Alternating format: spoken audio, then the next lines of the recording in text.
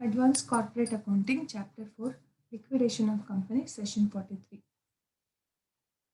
Luckless Limited went into voluntary liquidation on 31/3/2015 when the state of affairs was as below. Unsecured creditors 4 lakh, including 50,000 preferential claim. Secured creditors secured on plant and machinery stood at rupees 2 lakhs. Cash in hand was rupees 10,000. The liquidator realized plant and machinery for rupees 1,50,000 and the other assets realized rupees 1 lakh. The liquidation expenses came to rupees 10,000 and liquidator's remuneration was fixed at 4% of the amount realized, including cash balance, and 2% on the of the amount distributed to unsecured creditors, including preferential creditors. Prepare liquidator's final statement of account showing the distribution of cash. The question, no? Now let us look into the solution. Liquidators final statement of ಅಕೌಂಟಲ್ಲಿ ನಿಮಗೆ ಎರಡು ಇರುತ್ತೆ, ಒಂದು receipts, ಇನ್ನೊಂದು payments. ರೆಸಿಪ್ಟ್ಸಲ್ಲಿ ನಾವು ಅಸೆಟ್ಸನ್ನು ಮಾರಿ realise ಆಗಿರೋ ಅಮೌಂಟನ್ನು ಹಾಕಿರ್ತೀವಿ. ಪೇಮೆಂಟ್ಸ್ನಲ್ಲಿ ಪೇಮೆಂಟ್ಸ್ ಮೇಡ್ ಟು ದ ಲಿಕ್ವಿಡೇಟರ್ಸನ್ನು ಪೇಮೆಂಟ್ ಮೇಡ್ ಟು ದ ಲಯಬಿಲಿಟೀಸನ್ನು ಹಾಕಿರ್ತೀವಿ. ಈಗ ರಿಸಿಪ್ಟ್ಸಲ್ಲಿ ನೋಡಿ, ಕ್ಯಾಶ್ ಇನ್ ಹ್ಯಾಂಡ್ 10,000 ಮತ್ತು ಅಸೆಟ್ಸ್ ರಿಯಲೈಸ್ಡ್ ಅಲ್ಲಿ ಪ್ಲಾಂಟ್ ಅಂಡ್ ಮೆಷಿನರಿ 1,50,000 ಮತ್ತೆ ಅದರ್ ಅಸೆಟ್ಸ್ ಬಂದು 1 lakh. This is the assets information given in the question. So total 2,60,000 is the assets total. So cash in hand 3 assets ಇದೆ. ಒಂದು cash in hand 10,000, ಇನ್ನೊಂದು plant and machinery 1,50,000 ಮತ್ತೆ other assets ಬಂದು 1 lakh. Total is 2,60,000. Now look into the payment side. Payments ಅಲ್ಲಿ ಏನು ಕೊಟ್ಟಿದ್ದಾರೆ? Secured creditors secured on plant and machinery stood at rupees 2 lakhs ಅಂತ ಇದೆ. ಆದರೆ ಅವ್ರು ಯಾವ್ದ್ರ ಮೇಲೆ ಸೆಕ್ಯೂರಿಟಿ ತಗೊಂಡಿದ್ದಾರೆ? Plant and machinery.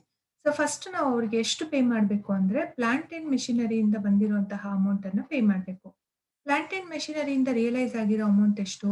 1,50,000. ಆ 1,50,000 ಅನ್ನ ಪೇ ಮಾಡಬೇಕು. ಇನ್ನು ಬ್ಯಾಲೆನ್ಸ್ 50,000 ಅನ್ನ ನಾವು ಅವ್ರಿಗೆ ಅನ್ಸೆಕ್ಯೂರ್ಡ್ ಕ್ರೆಡಿಟರ್ಸ್ ಜೊತೆಗೇನೆ ಪೇ ಮಾಡ್ತೀವಿ, ಬ್ಯಾಲೆನ್ಸ್ ಉಳಿದಿದ್ರೆ. Next liquidators remuneration. ಲಿಕ್ವಿಡೇಟರ್ಸ್ ರೆಮ್ಯುನರೇಷನ್ಗೆ ಏನು ಕೊಟ್ಟಿದ್ದಾರೆ? 4% ಆನ್ ದ ಅಮೌಂಟ್ ರಿಯಲೈಸ್ಡ್. ಈಗ ಅಮೌಂಟ್ ರಿಯಲೈಸ್ಡ್ ಎಷ್ಟು? ಟೋಟಲ್ ಆಫ್ ಅಸೆಟ್ಸ್ ಎಷ್ಟು? 2,60,000 ಇಂಟು 4%. ಸೊ 10,400 rupees ಬರುತ್ತೆ. Next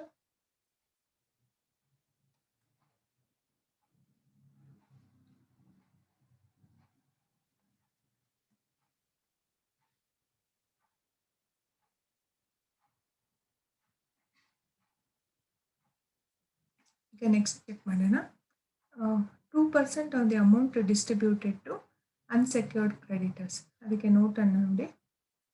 first note, when the plant and machinery is realized by the liquidator, the amount realized should be shown on the receipt side. Amount paid to creditors is shown on the payment side. Next, secured creditors are paid to the extent of amount realized.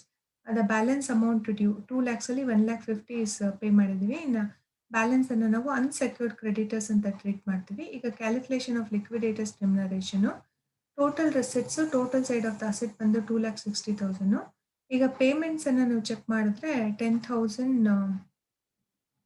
ಈಗ ನೋಡಿ 10,000 rupees liquidation expenses, ಮತ್ತು liquidators ರೆಮ್ಯುನರೇಷನ್ನು for the total amount realise ಬಂದು 10,400 rupees. ಅದು ಮತ್ತೆ preferential ಕ್ರೆಡಿಟರ್ಸಿಗೆ ಕೊಟ್ಟಿರುವಂತಹ ಅಮೌಂಟನ್ನು ಹಾಕೋತಾ ಇದ್ವಿ.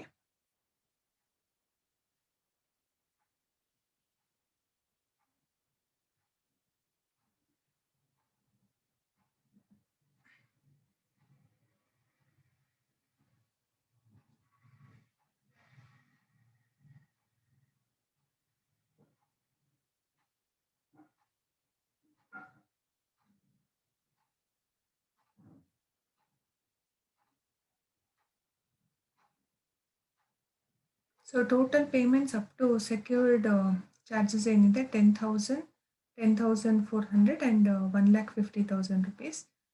ಟೋಟಲ್ ಬಂದು 1,70,400.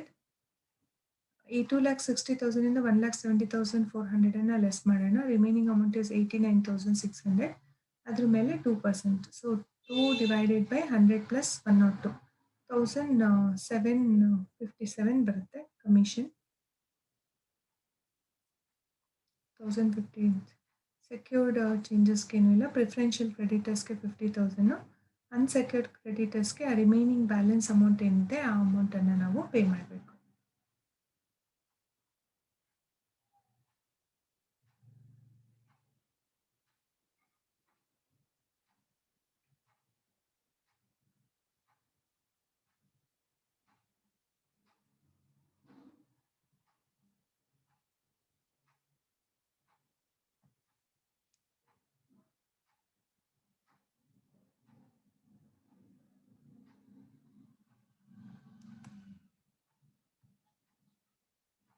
ಇಲ್ಲಿ 10,000 ಬಂದು ಈ 1,50,000 ಇಸ್ ದ ಸೆಕ್ಯೂರ್ಡ್ ಕ್ರೆಡಿಟರ್ಸ್. ನಾವೇನು ಪೇ ಮಾಡಿದ್ದೀವಿ ಆ 1,50,000 ಇದು ಕಮಿಷನು, ಇದು ಲಿಕ್ವಿಡೇಷನ್ ಎಕ್ಸ್ಪೆನ್ಸಸ್ಸು.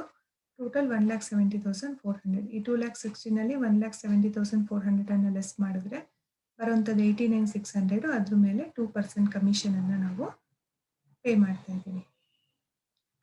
ಸೊ ಇಲ್ಲಿ ನಿಮಗೆ 1,50,000, 10,000, 10,400 ಸೆಕ್ಯೂರ್ಡ್ ಚೇಂಜಸ್ ಏನೂ ಇಲ್ಲ. ಪ್ರಿಫರೆನ್ಷಿಯಲ್ ಕ್ರೆಡಿಟರ್ಸ್ಗೆ 50,000 ಪೇ ಮಾಡ್ತಿದ್ದೀವಿ. ಇದಿಷ್ಟನ್ನು ನೀವು ಟೋಟಲ್ ತೊಗೊಂಡಾಗ ಬರುವಂತಹ ಬ್ಯಾಲೆನ್ಸ್ ಅಮೌಂಟ್ ಮೇಲೆ 2% ಕಮಿಷನನ್ನು ಕೊಡ್ತಾ ಇದ್ದೀವಿ. ಸೊ ಈ ಟೋಟಲ್ ಅಸೆಟ್ಸ್ ಮೈನಸ್ ಈ ಅಮೌಂಟ್ ಮಾಡಿದ್ರೆ ಬರುವಂತಹ ಡಿಫರೆನ್ಸ್ ಅಮೌಂಟನ್ನು ನಾವು ಬ್ಯಾಲೆನ್ಸಿಂಗ್ ಅಮೌಂಟ್ ಅಂತ ಹೇಳಿ ಕನ್ಸಿಡರ್ ಮಾಡ್ತೀವಿ.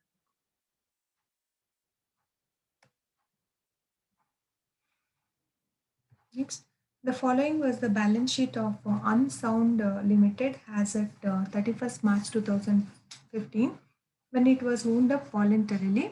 50,000 equity shares ಇದೆ, 2,006% cumulative preference shares ಇದೆ, 7% ಡಿಬೆಂಚರ್ಸ್ ಇದೆ, ಸೆಂಟ್ರಿಕ್ ಕ್ರೆಡಿಟರ್ಸ್, ಟ್ರೇಡ್ ಮತ್ತು ಕ್ಯಾಶ್ ಇದೆ, ಔಟ್ಸ್ಟ್ಯಾಂಡಿಂಗ್ ಇದೆ. Plant and machinery, furniture, investment, stock, debtors, cash, profit and loss account. Preference dividends are in arrears for 1 year. Debentures is also due for 1 year. All the outstanding creditors are preferential. The assets realized ಕೊಟ್ಟಿದ್ದಾರೆ. Plant machinery 2,80,000, furniture 400, debtors 1,50,000. The stocks and investments realized nothing. Expenses of liquidation amounted to rupees 2,000. The liquidator is entitled to a commission of 4% on the assets realized and 2% on the amount paid to unsecured creditors. Prepare the liquidator statement of account showing the compensation paid to unsecured creditors ಅಂತ ಕೊಟ್ಟಿದ್ದಾರೆ. So unsound limited liquidators final statement ನೋಡಿ. Assets ಅವ್ರು ಕೊಟ್ಟಿರೋ ಹಾಗೆ ಹಾಕೊಂಡಿದ್ದೀವಿ. Cash 1,200, plant and machinery 2,80,000, furniture 400, debtors 1,50,000. This is the total of assets 4,31,600. ಈಗ liquidation expense ಬಂದು 2,000. Calculation of liquidator ರೆಮ್ಯುನರೇಷನ್ಗೆ total receipts is 4,31,600 less total payments ಅಂದರೆ 2,000 ಪ್ಲಸ್ 17,216 1,07,000 ಇದೆ. ಈ 17,216 ಬಂದು liquidators remuneration 4% on the assets realised. Total of assets realised is 4,30,000. ಅದ್ರ ಮೇಲೆ 4% ಅಂದರೆ 17,216. ಮತ್ತು ಡಿಬೆಂಚರ್ಸ್ ಮೇಲೆ 1,000. ಡಿಬೆಂಚರ್ ಇಂಟ್ರೆಸ್ಟ್ ಅವ್ರು ಕೊಟ್ಟಿದ್ದಾರೆ 1 ಇಯರ್ಗೆ ಪೆಂಡಿಂಗ್ ಅಂತ. It is 7% debentures. So 1,00,000 into 7%, so it becomes 7,000.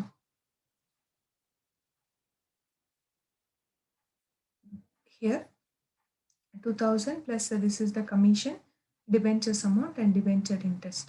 ಇದಿಷ್ಟನ್ನು ಲೆಸ್ ಮಾಡಿದ್ರೆ ಬರುವಂಥದ್ದು 1,26,216. ಇದು amount available to unsecured creditors, ಯಾಕಂದರೆ ಇನ್ಕ್ಲೂಡಿಂಗ್ ಪ್ರಿಫರೆನ್ಷಿಯಲ್ ಕ್ರೆಡಿಟರ್ಸ್ ಅಂತ ಕೊಟ್ಟಿದ್ದಾರೆ. ಸೊ ಲಿಕ್ವಿಡೇಟರ್ಸ್ ರೆಮ್ಯುನರೇಷನಿಗೆ ನಾವು ಕ್ಯಾಲ್ಕುಲೇಟ್ ಮಾಡಬೇಕಾದ್ರೆ ಇಲ್ಲಿ ನೋಡಿ 4,31,600 ಮೈನಸ್ 1,26,216 ಬ್ಯಾಲೆನ್ಸ್ ಅಮೌಂಟ್ ಬಂದು 3,05,384. ಅದ್ರ ಮೇಲೆ 2%, 2 ಡಿವೈಡೆಡ್ ಬೈ 102 ಇಂಟು 3,05,384. ಅಮೌಂಟ್ ಬಂದು 5,988. ಇದನ್ನು ನಾವು ಕಮಿಷನ್ ಫಾರ್ ಅನ್ಸೆಕ್ಯೂರ್ಡ್ ಕ್ರೆಡಿಟರ್ಸ್ ಅಂತ ಕನ್ಸಿಡರ್ ಮಾಡ್ತೀವಿ.